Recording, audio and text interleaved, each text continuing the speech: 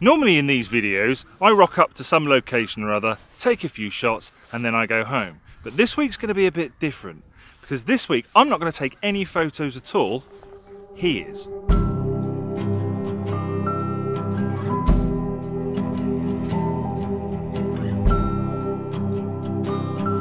So today I want to talk a little bit about personal photographic style, and I've asked my mate John along to give us a hand. Hello John, how you doing, mate? Nice to meet you, all right? And you, mate.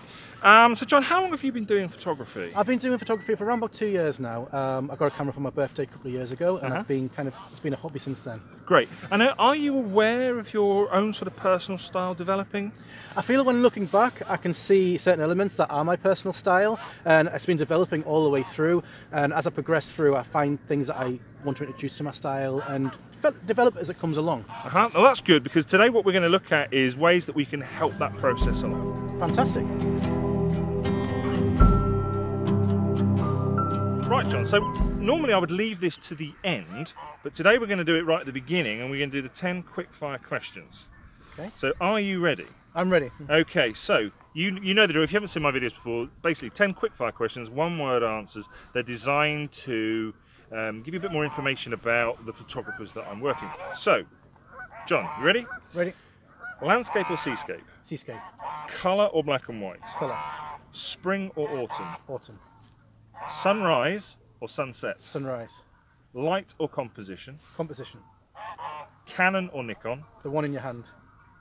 iPhone. Wide angle or telephoto? Wide angle. ND grad or HDR? ND grad.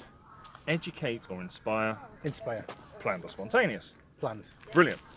So those 10 questions, they're just a bit of fun, really. But in this case, they actually give us a bit more information about us, and it helps us to reflect a bit more about who we are as a photographer. So, for example, John's preference for wide angle and my preference for telephoto is definitely going to have an impact on our personal style.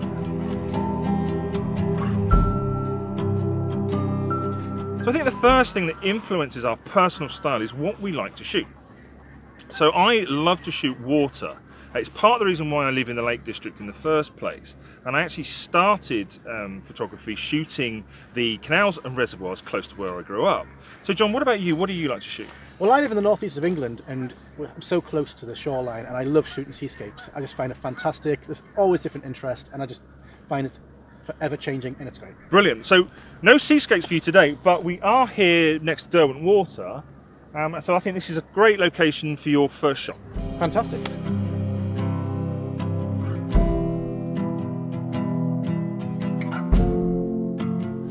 John's just gone over there to take his first image, and while he's over there, that gives us the perfect opportunity to talk about what is photographic style.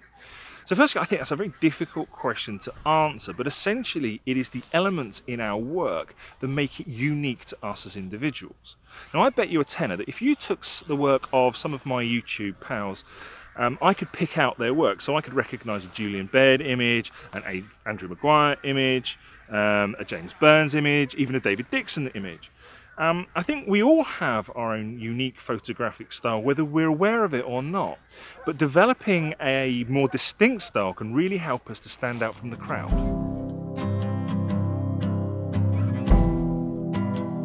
I think the key to developing your personal style is awareness. So if we know what our strengths are and what makes us stand out from the crowd, we can concentrate on that when we're working our compositions. So the 3 questions that I've devised today for John should make him more aware of his strengths and his interests and help him to develop his personal style.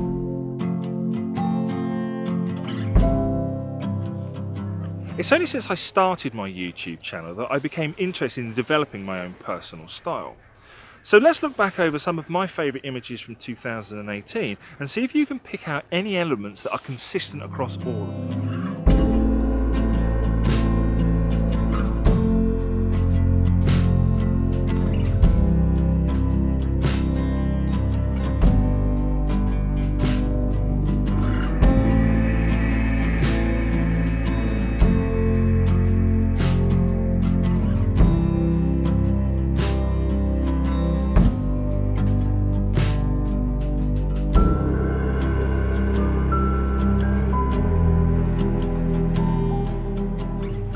So how's it going, John? Yeah, it's going well. I'm taking a shot here using the water as the main element, and I found this fence which is leading up into the water, which I think is good leading line. And then down here I've chosen a rock for the foreground. The sun is quite bright in front of us, but that keeps going behind the cloud, which is good. But I think all in all it's a good scene. So do you think we're ready to move on to the next location? I think we are, Chris. Let's do that then. Brilliant.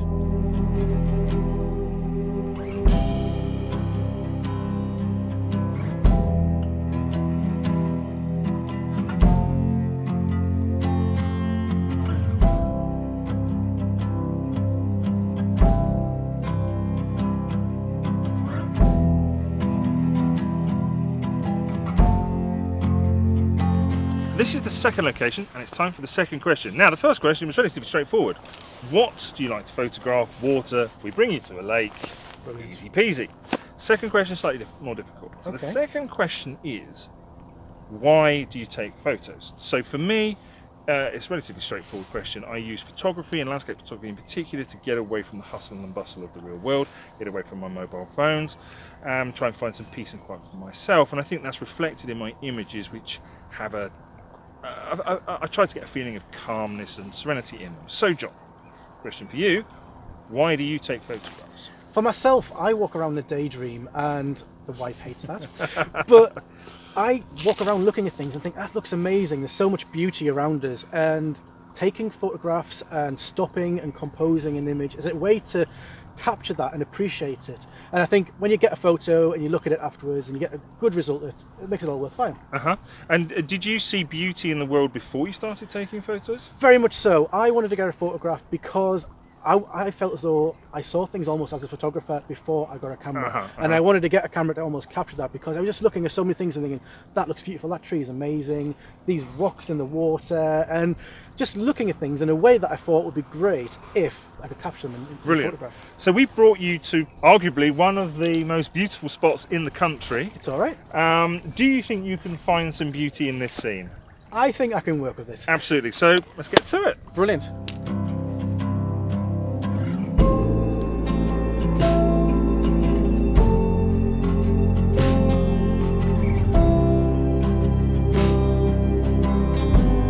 How'd you get on with that then, John? Yeah, I think it went okay. Did you find the beauty in the scene? I believe I did, yes. I found this lovely cluster of rocks, and it's leading up to this beautiful island up here. And there's a mountain behind it, and the Capfells to the left. And I think the whole scene itself just looks really beautiful. Excellent. So we're going to crack on for the third and final shot. Fantastic.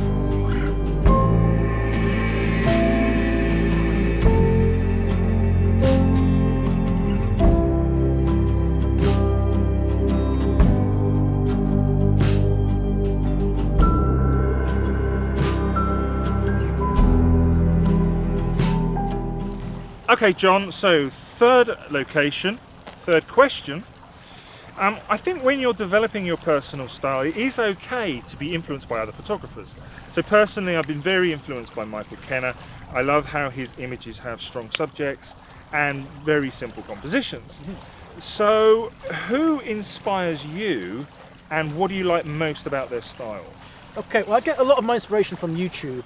But if I was to choose a non-YouTube photographer, it would have to be Joe Cornish.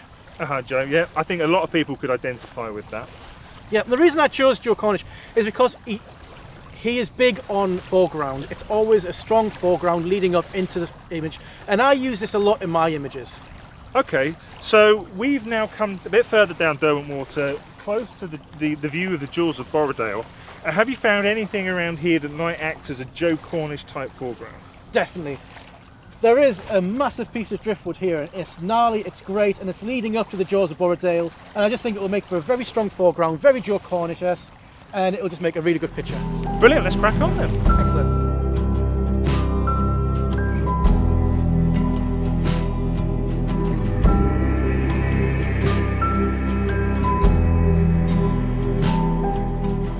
Right, John, last shot, how'd you get on? I think it looks okay. I went for a long exposure again, using the gnarly log as a foreground interest, and I think on the back of the camera it looks okay. Brilliant.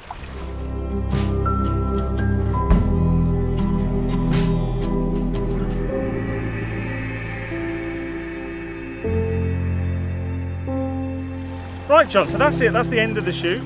How do you think it went today? Do you think that you're now a bit more aware of your own style and in a better position to develop it further? Definitely, I feel like the 3 shots certainly helped me identify what I like to shoot and why I like to shoot, and identify my style in that way. Brilliant. And do you think you're going to take this on in your photography? Yeah, I feel as though when I'm taking photographs in the future, I will be more focused on my style and how it's interpreted in the photograph. Brilliant. That's exactly what I want to hear. Thanks ever so much, mate. So that's it from me and John now. You know, if you have anything that you would like to add to this, you know, if there's anything that you've done to help you develop your style, please leave a comment below. But before John and I go, I think you know what we're going to do. Selfie.